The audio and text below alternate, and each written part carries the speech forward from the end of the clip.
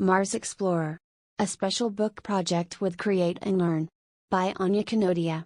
Chapter 1, The Invitation. Adriana. Hello. I have contacted you because NASA would like to recruit you to join their most recent mission, Mars Explorer. It is exactly as it sounds. You will be trained for a year with experts and then become the first humans to step foot on Mars. It is an incredibly important mission which will compensate you well. If you choose to accept, please respond to this email and I will arrange for your transportation to NASA headquarters in Washington, D.C. We can discuss more details there. Regards. Christina Adams. Associate Administrator. cadams@nasa.gov. 403-667-3765. Sent, February 3, 2079 at 14:34. I stared at my computer in shock for what must have been at least 3 minutes. NASA wanted me to be on the very first mission to Mars. I knew they had been working on something important for a while, but I never imagined it would be this big, or that I would be invited to be a part of it. As soon as I was able to collect my thoughts, I replied back to Christina that yes, I would love to be a part of the mission. I spent the next hour calling all my family and friends and telling them this. It was probably classified, but it was too late to think about that now. I walked into work at my lab the next day practically bursting at the seams with excitement. What's making you so happy today, Adriana?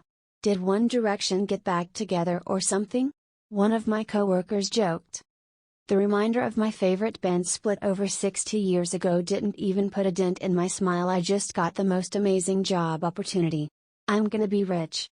He just shrugged and replied with, you better buy the lab some new equipment, the microscope is acting up. I pretended I didn't hear him and went about my day. As soon as I got home, the first thing I did was check my email. Christina had responded. She had booked me a round-trip flight from Sao Paulo to Washington, D.C. and sent me a copy of the tickets. She had also sent me the date and time I was supposed to meet her. I couldn't believe that it was all happening so quickly. I was supposed to leave in a couple of days and would be staying in Washington, D.C. for about a week. Smiling to myself, I went to bed dreaming of planets and stars, and wondering what they would look like in person. Little did I know that 5 other people had received the exact same email I had and were mirroring my thoughts. Chapter 2, Meeting the Crew. Lena. I woke up to the sound of my neighbor's dog barking, not the most pleasant morning, but I was too excited to care. Today, I was leaving for Washington. As a neat freak, I made sure everything was packed, my plants were watered, and I had all my documents. I double and triple checked that my air ticket had the correct name on it, Lena Veronin, and was out the door within an hour. When I got to the airport, I couldn't find my gate, so I asked one of the staff. Excuse me, but where is gate 85? The security person looked surprised. You're going to Washington, D.C., from Kazan? That's a long flight. She remarked. I sighed. I knew that, but it didn't matter when NASA had invited me. She gave me directions, and after a long flight, I was in America. I hadn't been here since I went back to Russia after college. It was familiar but also strange. I called a taxi and drove to my hotel for the night. When I went to check in, the receptionist must have heard my accent because he seemed surprised. If you don't mind me asking, where are you from, ma'am? I was slightly offended at the ma'am, but then I remembered that I was 37 years old, which is not exactly considered young. Besides, I had lived in many places, despite being a Russian citizen, so my accent was unique. I gave him the short answer and went to my room. The second I lay down, I was fast asleep. I looked around at the 5 other people standing next to me, looking as confused as I felt. I was glad to see other women though. I was worried I might be the only female, but it seemed pretty even. We were standing in an all-white lobby that looked like it was from a sci-fi movie. After a few minutes of waiting not so patiently, a woman stepped into the room from a door I hadn't noticed earlier. She looked to be around 60 years old, with her gray hair pulled into a bun, and smile lines around her mouth. I read the name on her lab coat and it said Dr. Christina Adams. She was the one who sent the email. I looked around and saw the others coming to the same realization. Thank you all for accepting my offer. I look forward to working with you. You are all chosen to be the crew to the next mission to Mars, Mars Explorer. You will be trained here for about a year and then you will launch your mission. Each of you has a crucial role on this mission, and it is imperative that you all get along and learn to work as a team. None of you have had much experience in the space field, but I believe that with intense training, you will be ready. You will get to know each other this week, then by the end, you can choose to continue with the mission, or opt out. You will begin training in a month. Within that month you must make plans to move here and say goodbye to family and friends. This is your job now, so you must leave your other one. You can go back after the mission, or continue working for NASA. I was slightly stunned by her speech. It was a lot to take in, but I nodded anyway. Excellent, she said. You are free to look around the building and facilities today, then your team building starts tomorrow. Meet here at 8 a.m. sharp every day. With that, she walked off, leaving us alone. We all looked at each other uncertainly until one of the other women inclined her head and smiled. Shall we? She gestured to the door Christina had walked out of. She started towards it and we all followed. The facility was incredible. We saw some engineers working on a spacecraft that had the word legendary printed on the side. It must be our future spacecraft. There were people working on all sorts of tech. Mostly I saw AI robots whirring away at pieces of metal, and scientists studying different elements and taking notes on their computers. It was very fascinating. As a doctor myself, I had plenty of experience in labs, but not with machinery and artificial intelligence. We spent the whole day touring the building, and I still doubted we saw everything. When it was time to retire back to our hotels, we all said polite goodbyes and left. Chapter 3, Making Friends. Lena. Over the next few days, I got to learn a little bit more about all of my fellow future crewmates. I learned that Eric Zhang was 40 years old and he flew in from Shenzhen, China, and he worked in electrical and aerospace engineering. Another engineer we had was Oliver Jackson. He was 35 years old, and worked in mechanical engineering. He was born and raised in Tampa, Florida. Jay Coley flew in from Amritsar, India, and he was a scientist, mainly a researcher, and worked in a bunch of different fields relating to habitation and chemistry. He was 43 years old. The youngest member of the team was an astrobiologist from Brazil named Adriana Torres. She was only 30 years old. The oldest member was Aluna Mwangi. She came from Mombasa, Kenya, and was 47 years old, 10 years older than me. Another interesting fact I learned was that all of us had studied in the United States at one point, so we were all fluent in English. I discovered that none of us had spouses either, another convenient characteristic that no doubt made us perfect candidates for this mission. I didn't expect us to get close so quickly. It was nice to make friends like this. Aluna was almost always serious, and was basically the mother figure to us, considering she was the oldest. She still was fun to talk to and could cheer anyone up. Adriana was super shy, but it was endearing. She spoke quietly but had strong opinions that she would not budge on. One day Oliver tried to get to know her better. Do you like to read, Adriana? He was the most talkative person there, always asking questions. Of course, who doesn't? She responded. Well, I don't like to. I'm not much of a bookworm. He didn't seem upset by her answer though. But Adriana wouldn't stop trying to find a book he liked and eventually succeeded, to Oliver's surprise. Jay and Derek became friends almost immediately. They both had a similar sense of humor and were always cracking jokes. Hey Jay, what do you give a sick lemon? Eric asked. Lemonade, Jay replied without hesitation. Eric threw his hands up in the air in exasperation. Why do you always know all of my jokes? After that he kept trying to find jokes that Jay hadn't heard of. He had yet to succeed. I myself work in psychology, so I try to understand everyone better so we could be a better team. I didn't expect to like them all so much. At the end of the week, Christina came to talk to us again. I hope you all got to know each other because you will be spending a lot of time together. The journey to Mars is 7 months long and the mission is around 2 years in total. You have to work together not only for science purposes but to survive. Do you all agree to the mission? We all looked at each other and nodded. Excellent, you may return to your respective countries and pack everything you will need. Say goodbye to family and friends and return here in a month. You will be able to communicate from space, but it will be slow. Thank you for agreeing to work with us. You will be paid as an employee starting the next month." With that, she turned and walked away again. We all said our goodbyes with some hugs and left for our respective home.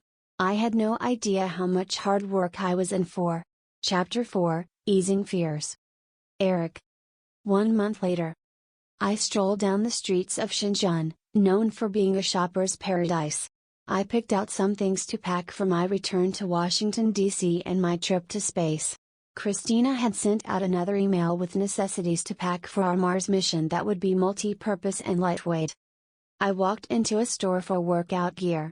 Part of our training was knowing how to exercise in low gravity and without fancy equipment. "How much for this pack of stretch bands?" I asked the cashier. 30 yuan. She replied. That was pretty good for the 10-pack, I figured. My colleagues could also use them. After getting all of his supplies, I headed back home. My flight to Washington, D.C. was tomorrow evening and I was more animated than I had been in a while. I was an experienced pilot and an expert in navigation but had never experienced anything close to space. My bags were packed and my goodbyes were done. When I told my family that I wouldn't be coming back for a while, there were both happy and sad tears. They were proud of me and happy that I had received this amazing opportunity, but also worried and distressed about me leaving. There was also a possibility of me never coming back, something I tried not to think too much about. The fear was lingering in the back of my mind though, no matter how much I tried to get rid of it. We're the guinea pigs. What if we don't make it? What if we're not good enough? These questions were on repeat, floating around in my brain like bees in a hive. I shook his head as if to clear the negative thoughts. The team will be fine, it was NASA after all. I texted the group chat the other members of the mission had made and asked when everyone was arriving in DC. Most of them had flights within 2 days, except for Lena, who also had a pretty long flight and was departing tomorrow. They all expressed similar fears to mine after bidding farewell to their families and friends. I walked into the same white lobby the team met in. Everyone else was already there, mingling and chatting about their flights. Adriana had a bag of Lay's chips in her hand that she was sharing. I joined in on the conversation until the door opened to reveal Christina Adams. She had a smile on her face and looked pleased to see us all. It's nice to see you all again. I hope you are all ready for a difficult year of training. Every day you are to meet here at 8 a.m. and train until 5 p.m.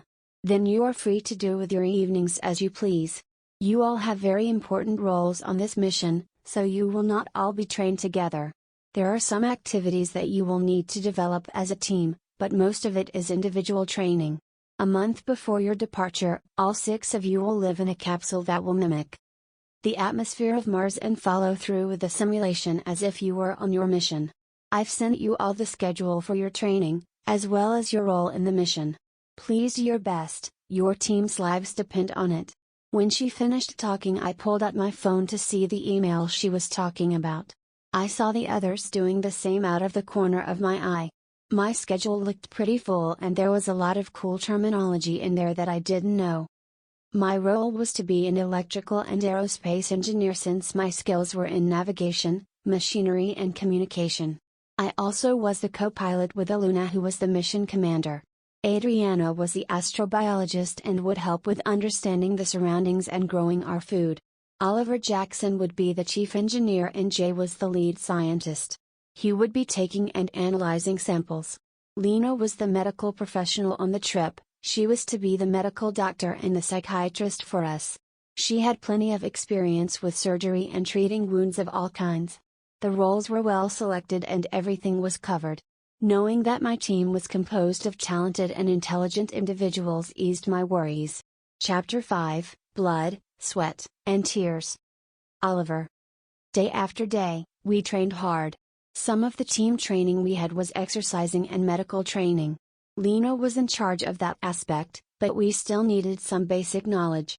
We also learned about the climate of Mars, which was freezing, and the kinds of elements we would encounter at our landing site, Eberswalde.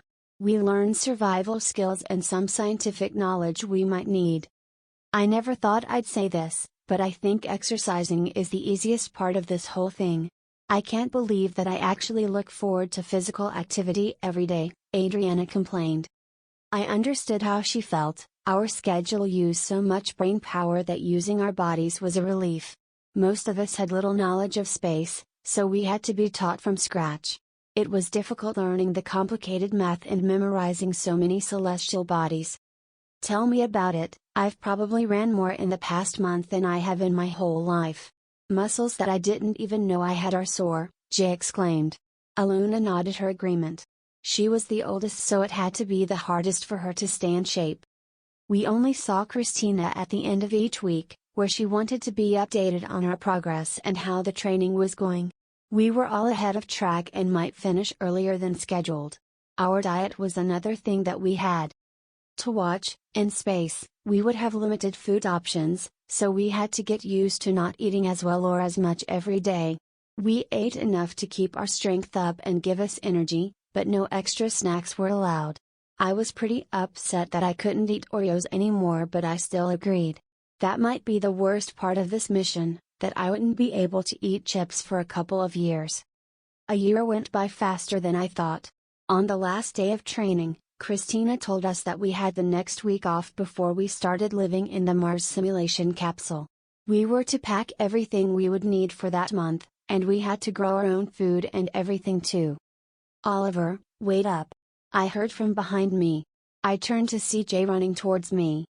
"What's up, man?" I asked. What did Christina say was the total weight of stuff we could bring? Jay looked embarrassed for asking. "Sorry, I wasn't really paying attention." "No worries, I think it was 45 kilos. Oh, and no phones, she's going to give us communication devices," I replied. That was actually a pretty reasonable number. I was worried that I'd have to wear the same thing every day to make room for everything else. Jay looked relieved as well. We fist bumped goodbye, but I couldn't quell the nervousness in me once I left the building. The capsule was pretty small, which meant my room barely had space for me and my luggage to fit. It was going to be a long month. Chapter 6, in the training capsule. Oliver. Living in a capsule was harder than I thought it would be. I thought it would feel like being in a video game, or camping, but it actually felt like I was on a different planet. Which I guess was the whole point of the mission in the first place. I needed help getting my luggage set up because I may have overpacked just a little bit, so I called Jay over. "Hey Oliver, you need help?" Jay asked. He had already finished unpacking because he was a self-proclaimed minimalist. I guess that makes me a maximalist. "Yeah, could you just take the stuff out and organize it with me?" I felt bad asking him for help, since I had already asked for help so many times during training, but he was nice and reliable and I was grateful. "No problem," he held up a stack of t-shirts. "Where do you want me to put these?" The rest of the day went by pretty fast. We unpacked, ate a prepackaged dinner together, played some poker with cards that Aluna bought, she probably packed more than me, and went to sleep. The beds were a lot smaller than I was used to, so I tossed and turned for the first few hours, but I eventually was able to go to sleep. The capsule was kept at the temperature, 10 degrees Celsius, we would experience on Mars, so it was pretty cold, but our cabins and beds were insulated for that reason. The first week was kind of tough. We had to consult our manuals that we put together after training, and call mission control a few times. These are both things we can do on Mars, so it was good practice. Christina gave us a couple of packed meals to get us through the first week while our vegetables were still growing. We planted foods like sweet potatoes, tomatoes, quinoa and peas for nutrition. "Hey guys, I figured out how to make them grow. We should have some fresh veggies in a week," Ariana informed us. We were pretty happy about that, even me, and I hate eating vegetables. It was tiring warming up frozen soup. I wanted fresh produce. I would kill for a salad or a Starbucks coffee. Ariana had some trouble making the seeds grow in the harsher environment, but once she modified the seeds a bit in her lab, they were growing surprisingly fast. The lighting systems and heating broke a couple times, but Eric and I were able to fix them up in no time. I didn't realize how homesick I would be, so I asked Lena for some help and she made me feel a lot better. To top it off, I got my first message back from my family. They were proud of me and encouraged me to keep going. No one got any major injuries that required more than a band-aid. I did get many paper cuts from how much I used my manual. Normally I would ignore them, but Lena insisted on band-aids because of infections and contamination in my projects. We didn't want blood getting on circuitry. There normally wouldn't be an issue for that, except that Lena only gave me Barbie and My Little Pony band-aids. "It's all I have," I swear she giggled, but I could tell she had other designs because she gave Luna a simple skin-toned one. Maybe this is her way of telling you to be more careful, if you don't want any more childish designs. Adriana snickered. Adriana and Jay have been making fun of me non-stop. I know it's all in good fun though. You literally have a Barbie simulation game on your computer. Don't talk to me about being childish, you're the youngest one here, I teased. It was nice to talk to my crewmates like this. We had all grown a lot closer, so these kinds of jokes always lightened the mood. Don't you have like 3 songs from the My Little Pony soundtrack on your music playlist? You can't talk either. Jay added. How did you find out about that? I was so careful, I exclaimed, any chances I had of being cool are now ruined. Jay just smiled in reply, as if he knew my other secrets as well. I hoped not. The time in the capsule went by a little faster after that. Since we weren't on Mars, we didn't have any real samples to collect, so we focused on making sure our equipment worked perfectly, pre-modifying food to plant there, and preparing for takeoff. We would be launching a week after we got out of the capsule, and our families would be there to watch. At the end of the month, we all felt more confident in our abilities to survive and make decisions in dangerous situations. I could only hope that the 2 years on Mars would go by just as smoothly. I should have known that wouldn't happen. Chapter 7, Launch Day. Oliver. The first thing I did when we got out of the capsule was to go to Chipotle, my favorite Mexican fast food chain. I know we had some fresh fruits and vegetables for the mission, but they weren't the same as on Earth, and we didn't have that many since we were only growing them for a month. Honestly, I don't even know the point of our mission, because if people can't get Dunkin' Donuts on Mars, is it really even habitable? Christina told us that there had been some rocket launches to Mars while we were in the capsule, carrying supplies. Which meant we would have some extra things waiting for us when we got there. She told us that there would be metals and wood and other things we might need to set up a mission base on Mars on one of the ships. There was also some dried food that wouldn't spoil, so we would have something to eat as soon as we got there. There were 2 supply ships, one with building materials, and one with food and water. That water was supposed to sustain us for only a few months, which meant if we didn't find water on Mars, which we likely wouldn't, we would have to recycle it. I already knew what she meant by recycling. I wasn't too worried though, as the filters she had sent were top of the line and sure to do their job. By the end of the week, we had packed everything we could need into our spaceship, being careful of weight, and we were ready to launch the next day. We packed the seeds Adriana and Jay had modified, we had bedding that we would use for the 7-month journey, and we had the supplies we would need for the round trip. I honestly was more worried about the trip there than actually living on Mars, as I needed to be on solid ground to function properly. We spent our last day on Earth with our families. I met with mine at the hotel they were staying at, and as soon as I saw my mom, she burst into tears. She was very reluctant to let me take the job. It was understandable, my dad was a pilot and had died in a plane crash 15 years ago. That's why I became a mechanical engineer. She tried everything to keep me from going, but I was able to convince her that I could take care of myself and that as an adult, I could make my own decisions. She was angry with me for the whole year I trained. Eventually she realized that what I was doing was very important and that years of preparation and planning had gone into it.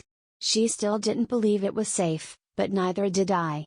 I spent the whole night talking to my family and convincing them I would be fine. I may not have believed it, but they didn't need to know that. Finally the day of the launch came and we were all strapped into our seats with our suits on.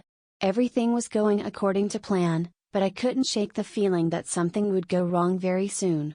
I shook my head to get rid of the negative thoughts. Trying to be optimistic, I made conversation with the crew while I waited for the engineers, scientists, and technicians to finish making sure everything was in order with the pre-launch preparations. "You guys, excited?" I asked. No one responded. They all looked like they were too deep in their own minds thinking of the worst-case scenario. I couldn't really blame them for that. "I'll take that as a no," I muttered to myself. Even I couldn't tell if the reason my bladder was going to burst was because of nerves or excitement. Finally, we got the message over the speakers that we were ready to launch, and the countdown began. Hearing the monotone voice counting down the seconds to our potential doom was slightly agonizing, but somehow I managed to not throw up. We were down to the last couple of seconds. T-10. T-9. T-8. T-7. T-6. T-5. T-4. T-3. T-2. T-1. Lift off of the spaceship Legendary on its 2-year mission to Mars and humanity's first steps on the Red Planet. Chapter 8, Arrival on Mars. J. The first day of the flight felt like a dream. Everything kept spinning by the window and it felt like some kind of virtual reality chamber rather than actual space. After a couple hours, we were stable enough to move around the ship. Most of the spacecraft was holding cargo and supplies, but there were small rooms for crew members to pass the time for 9 months. That very first night, we were all kind of dazed, not seeing or believing what was in front of our eyes. If you had told me 2 years ago that I would be one of the first people on Mars, I would have laughed in your face and called you insane. We gathered in the living room after Oliver snapped us out of our stupor by needing to use the bathroom. Our systems had gotten very efficient over the last couple decades. Even with such small spaces, the ship felt like a luxury hotel. Our waste was recycled into water and compost for if we needed to grow plants on Mars.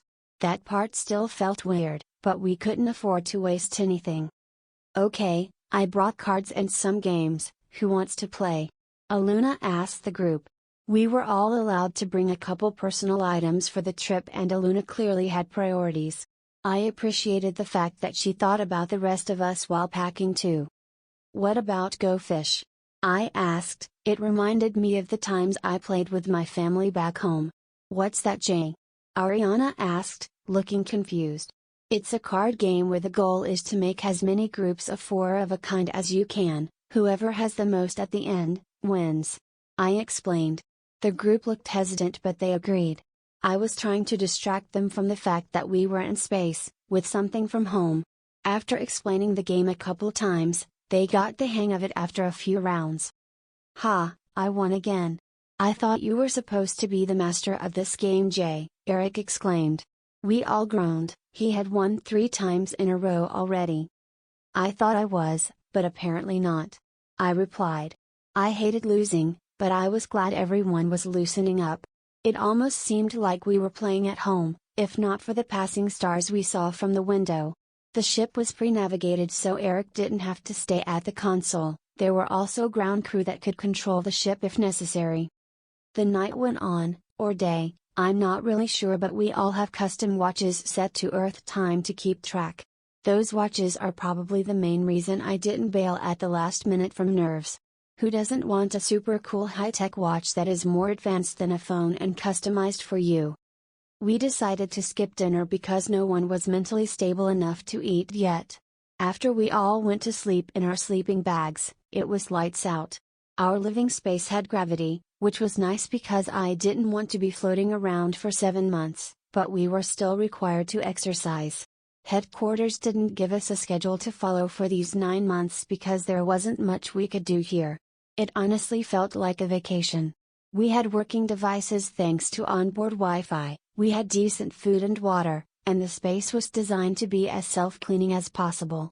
Everyone studied their materials for a couple hours each day and spent the rest, watching a movie, playing games, exercising, and sitting at the console communicating with the ground team. 7 months went by without any major problems, which was very surprising. Some electrical issues that Oliver and Eric were able to fix, homesickness that Lena was really helpful with, and a twisted ankle, from an exercising mishap, that was healed within 2 weeks. Aluna kept reporting to the control center and was a reliable mission commander. We all respected her and listened to her authority. She rarely ever used the "I'm in charge" card, so when she did, we took it seriously. I had figured out some new research methods that I discussed with Adriana. We were excited to try them out on Mars. I was feeling relatively confident in our mission.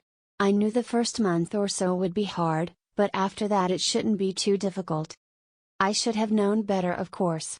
What was that thing Murphy said? Anything that can go wrong, will go wrong. Well, congratulations Murphy, you were right. When it was the day before we were supposed to land, everyone was jittery with nerves. I think we all collectively didn't want to leave the safe haven of our ship, except for Oliver. I swear that guy has no regard for his own safety. Within 12 hours, we would be on the planet of Mars, and we would have to find a way to survive there for 2 years. We packed up all of our belongings, made sure everything was okay with mission control, and put on our astronaut suits. After we landed, we wouldn't have any more fuel, but there was enough power to keep the inside of the ship running for another month, so we had some extra time to get everything off the ship and use it while we built our shelter. 2 hours before landing. Mars was huge. I know it sounds weird because it's literally a planet, but staring at it right in the face is a surreal experience. We were going to land in 2 hours and we could see mountains and valleys on the surface of Mars. I was jumping out of my skin at every small sound and couldn't get rid of the feeling that something was wrong, and we wouldn't know until it was too late. Everyone noticed I had been acting strange because Eric tried to make me feel better. "Hey Jay, what is money called in space?" When I didn't respond, he told me the answer himself. "Starbucks." I didn't laugh, it was a funny joke, but I was too out of it. We landed on the exact landing site we were supposed to near Yezero crater. There were mountains on one side of us, and the rest was completely flat. It was a terrifying sight. I stilled my nerves and waited for the ramp of the ship to open. Once it did, I saw Mars with my very own eyes. We walked out together, carefully stepping onto the rocky ground. We were well protected in our space suits, without them, we would have likely frozen by now. This site was chosen because the mountains would also protect us from the high winds. After I looked around and was finally able to come to my senses, I realized what was wrong. What was the big problem I had sensed on the ship? As I looked around, everyone else realized it too. My breathing became labored. This could not be happening right now. It was Ariana who said it out loud though, and that confirmed it wasn't all a dream. There's only one supply rocket. Chapter 9, Trouble in Paradise. J. We all ran to the ship as fast as we could. Considering Mars has a third of Earth gravity, it wasn't that hard. Aluna immediately went to her commander's seat and contacted Mission Control. After a slight delay, Christina's face came into view. Her expression was weary, like she already knew why we called her. "Is there an issue?" she asked tiredly. "Yes there is, you told us that we would have 2 supply ships waiting for us, but there is only one. How are we going to survive without a whole ship of supplies?" Aluna responded, clearly agitated. It was rare to see her rattled, which made me panic further. Then a thought occurred to me, one supply ship had food, and the other had shelter supplies. What if we didn't have food? We ran out of food based on our meal plan and were counting on these supplies for at least another month until we could grow food. "Do you want the good news or bad news first?" Christina asked. What part of this was good news, and what could possibly be the bad news in this situation? It can't get any worse. "Just tell us, we don't have time to waste." Aluna replied heatedly. I understand her frustration. Christina takes forever to get to the point. Good news is, that ship has your food supply. Bad news is, there is no other supply ship. "I didn't send one out," she said nonchalantly, as if she hadn't just signed out death warrants. "What?" we all exclaimed. "Why would you do that? Why lie to us in the first place? Do you realize that you've ruined any chances we had of surviving in an already fatal environment? Our ship only has another month of electricity before we have to find a new shelter." Aluna was almost shouting at this point. "We didn't have the budget for another ship. You're all smart and you have a great team. You should be able to solve this problem."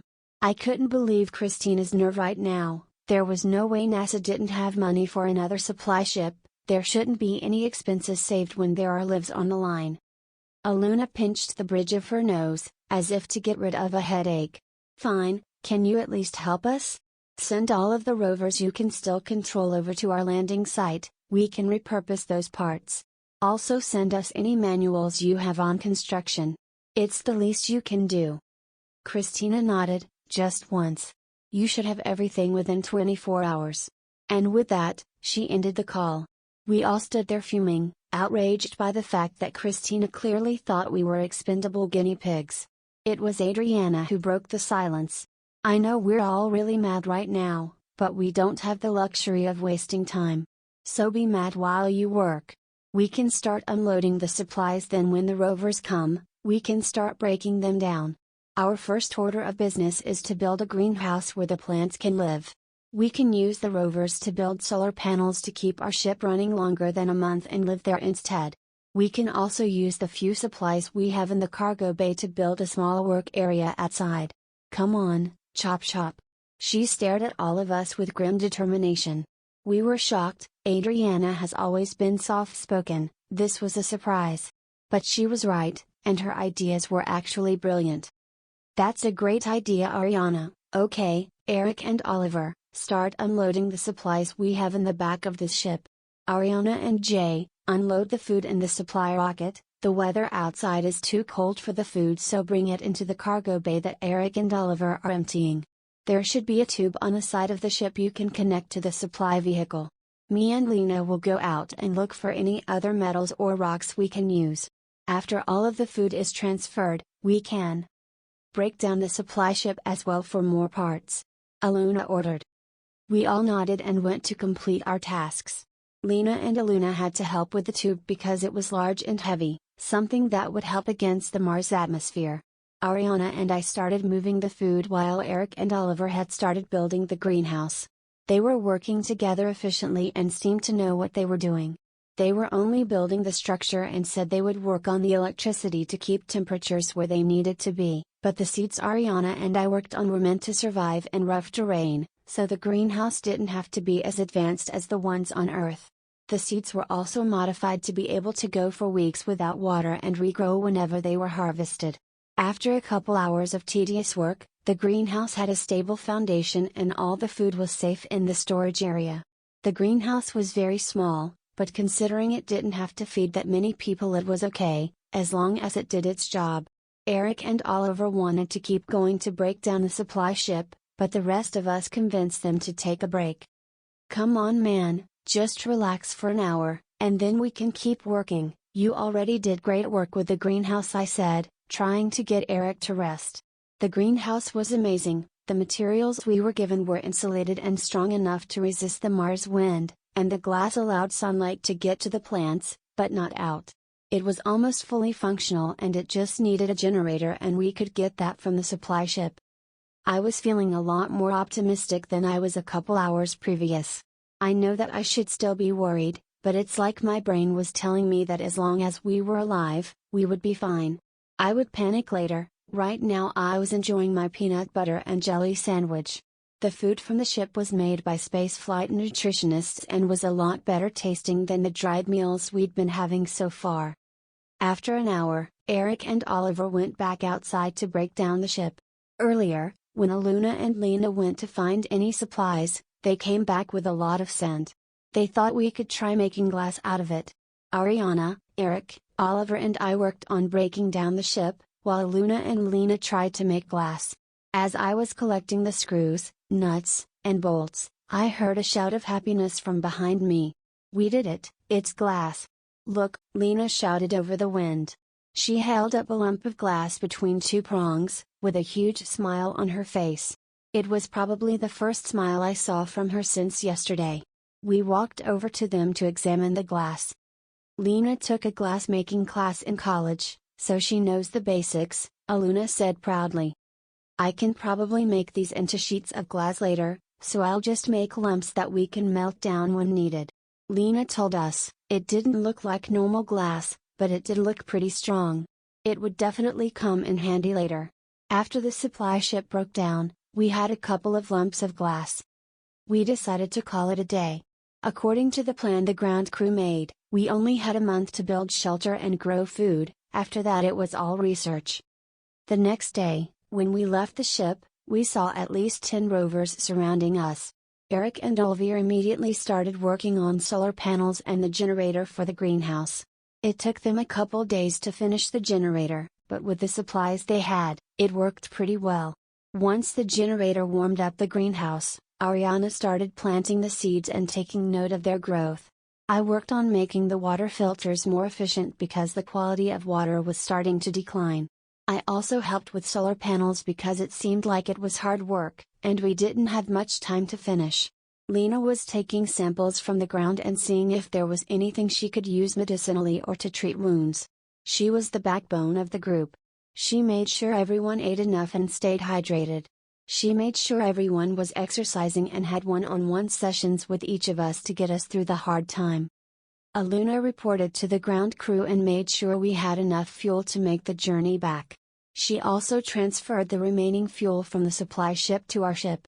By the end of the month, we had a decent amount of fruit and vegetables growing, our ship was running on solar panels and we could safely live in it for the next 2 years. We also still had a bunch of scrap materials left over, so we started building a simple lab. We transferred all of our machines to the new lab and were able to work better when we didn't have to go on and off the ship to collect samples. We were completely situated by the 3rd month and finally decided to talk to Christina again. "Hello crew, your reports say that you are doing well. I expected nothing less, of course. I told you you could do it," she said pleasantly. "If you had done what you had promised, it wouldn't have taken this long," Aluna grumbled. But we were no longer seething over her betrayal, mostly because we were able to get the situation under control. After a few more updates, we cut the transmission. The rest of the 2 years went as expected. We got a lot of work done, and were tired and ready to go home. I almost forgot that this wasn't Earth. I had gotten used to the reddish-brown soil and low gravity. I was able to FaceTime my family a couple of times, which made everything more worth it. About 4 months before we had to leave, I fractured my arm trying to carry a large boulder. Luckily, Lena had all the supplies she needed, and I was able to get back to work within 2 months. There were a couple of similar injuries. Aluna's shoulder was bothering her because of all of the heavy lifting she was doing at her age. Ariana dislocated her knee after she fell off the treadmill. Eric went temporarily blind in his right eye because of the dust. The only 2 people who remained relatively uninjured were Lena, the one taking care of everyone else, and Oliver. Finally, it was a week before we had to leave, and everyone was excited to go home. Mission Control told us to leave everything we built and all the scraps of metal. The only thing we were bringing home was the food we saved for the journey back, and our personal belongings. Everything was set and we were just waiting out the last week. We had finished our assignments and beyond, so we didn't have any more work. We just lived on the ship for the last week before it was finally time to leave. Aluna fired up the ship and Mission Control adjusted anything that was needed before they remotely activated our launch. That same countdown that we had heard when our lives were about to change forever came over the speakers. Strapped in, we all shared a look. I knew what they were thinking. We had survived some hard times on this planet, but it had been our home for 2 years, and that meant something. T-10. T-9. T-8. T-7. T-6. T-5. T-4. T-3. T-2. T-1. Lift off of Spaceship Legendary to return to Earth. Chapter 10, Journey's End. Adriana. 1 year later. I walked around my new apartment in Washington, D.C., one of the perks of being part of the first crew of humans on Mars. We all got a very generous paycheck, as well as a full-time position at NASA with the salary of astronauts. That was weird to think of, that I was now an astronaut. It has only been a month since we got back from Mars, so I was still a little wobbly on my feet and not fully adjusted to Earth's gravity. If I didn't know any better, I would have thought I had turned into a Martian. The week following our return was filled with awards, celebrations, events, and gifts. After the high from completing such a difficult mission was over, we started to feel the effects of the last few years. I had been thriving on pure willpower and determination, and now I was tired and wanted to sleep for the next decade. We had the whole rest of the year to recover. We would still be coming into work a couple days a week, but we were told to take it easy. After this week was over, life would be simple and relaxing for a couple of months. Maybe eventually I could even go back to Brazil. We were supposed to work with the team to go over all of our research, samples, and update all the information we had about Mars. I was just waiting for Friday when I could fly home for about a month and spend time with my family. I let out a deep breath, just a couple more days. The crew met for dinner that night. It was a fancy restaurant that I could now afford thanks to my new salary. "So did you guys hear about Christina?" Jay asked with a mouthful of pasta. No, what happened to Christina?" Aluna looked confused. "She was fired for putting us in danger and not acting professionally. Apparently she had a bunch of minor infractions, but her lie to us was the last straw," Jay answered, acting as if it was no big deal. It was a big deal though, and the silence was cut short by Oliver choking on garlic bread. "Chew slowly," Lena advised while hitting his back. "Sorry, but how did you find out about this, Jay?" Oliver asked when he could finally breathe. "I was wondering the same thing. I overheard the board of directors talking about it this morning. They were just waiting for us to come back." That was typical of Jay. He was the biggest gossip in the crew. I for one think she got what she deserved. Aluna never liked Christina and had doubts from the beginning. She was also really quiet, so her statement said a lot. "I agree," I chimed in. "I really did. What Christina did could have not only killed us, but wasted the billions of dollars and years of preparation that NASA employees had spent on this mission." The rest of the dinner went smoothly, with comfortable conversation and easy laughter. These people were my family. Having near-death experiences and being stranded on another planet together tends to form those bonds between people. After dinner, we all walked to our respective apartments, included in our work contract. The next day I woke up early. Today we were supposed to receive the Presidential Medal of Freedom for our work on Mars. I was excited. I wasn't an American citizen, but it was still an honor to receive the award. Plus I bought a new dress for this occasion and couldn't wait to wear it. The 6 of us had agreed to meet in front of the venue a half hour before the event started. I was full of nerves and had to take a few deep breaths. "Hey, are you okay? I have something for headaches in my purse if you need it," Lena asked, approaching. "Yeah, I'm okay, this is just so surreal." I took a shaky breath in. "I get it, but we deserve this. We worked really hard and earned this award," Lena said, putting a hand on my shoulder. I appreciated her support a lot. I already felt better. The rest of the crew joined us and together we stepped inside. Most of the ceremony was pretty boring, until we got on stage and the president gave a speech in our honor. I was too busy trying to keep a smile on my face to hear the whole speech, but a part of it stood out to me. "These brave men and women have done our country a great service. Bravery is an admirable trait that has inspired countless individuals throughout history. It is the willingness to face fear, danger, and adversity, and to pursue one's goals and ambitions despite obstacles and setbacks. Bravery is not something that comes naturally to everyone. It requires practice and perseverance. It means stepping outside of one's comfort zone and facing the unknown with courage and determination. It means being willing to fail and learn from one's mistakes, and to pick oneself up and try again. But the rewards of bravery are immeasurable. When we act bravely, we inspire others to do the same. We gain self-respect and the respect of those around us. We become role models and leaders, and we make a positive difference in the world." Aluna Mwangi, Lena Veronin, Eric Jong, Adriana Torres, Jay Coley, and Oliver Jackson have sacrificed years of their life to allow humanity to take the next step forward, towards the future.